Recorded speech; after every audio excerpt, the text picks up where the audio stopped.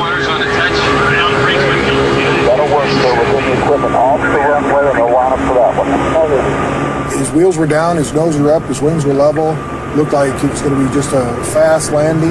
You know, he'd roll off to the end of the runway to evacuate the aircraft. And I really thought we'd all be home for supper that night. I really didn't think. Of course, it doesn't happen in your town. It doesn't happen to you. At the end of the runway, it's just a wide open field post there. Somewhere around 400 feet above the ground, and we're going so fast, the captain said, pull the power off, meaning let's get rid of some of the speed.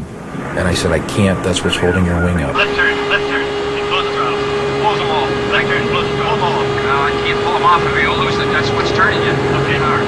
I looked down at the captain's vertical speed indicator, and I saw it at 1,800 feet per minute, which was intolerable. We couldn't hit that hard. And in a desperate effort, I firewalled both the engines, shoved both the throttles up to full power, and the time factor wasn't there for us. Okay, back out. Left throttle.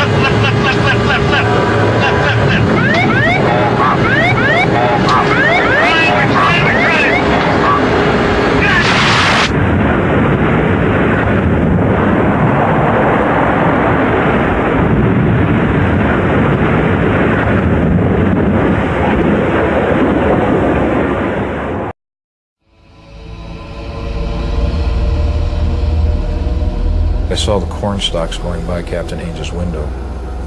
And the strangest thought crossed my mind is, my God, they really do grow up that tall in Iowa.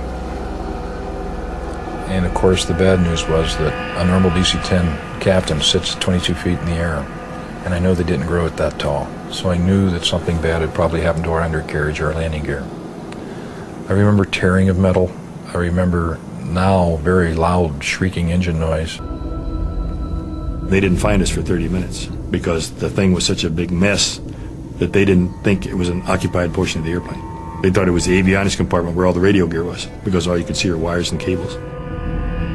We came to rest inverted, and our second officer in his position had a hole.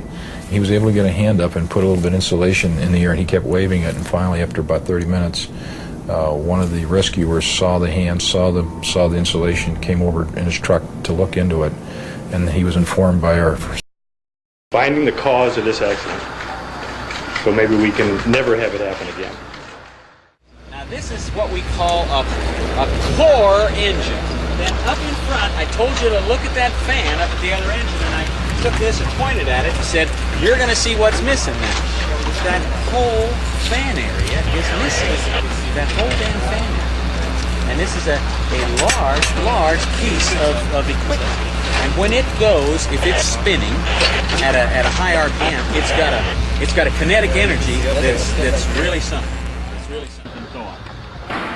But without the fan disc itself, the true cause of the crash couldn't be determined. In the end, said the NTSB, human error was to blame, including United's. United disagrees.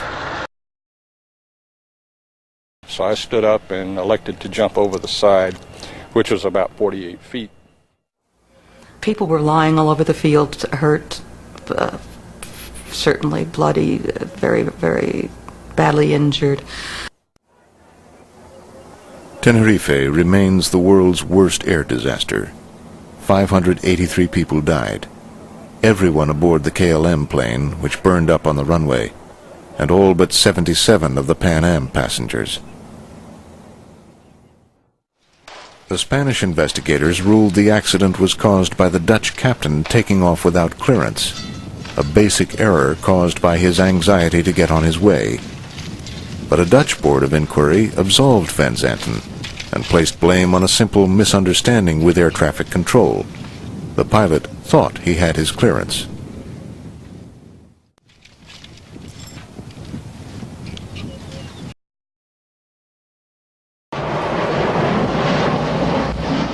A strange series of incidents followed, involving the computer doing things the pilot didn't expect it to do. The first took place at an air show in France, with a plane flown by Air France's star A320 pilot.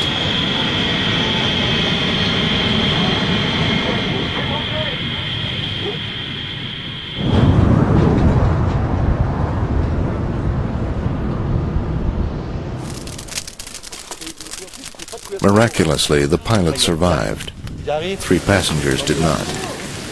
The pilot blamed the computer, claiming that he tried to climb, but the computer wanted to land. The official report blamed the pilot, and he was later convicted of manslaughter.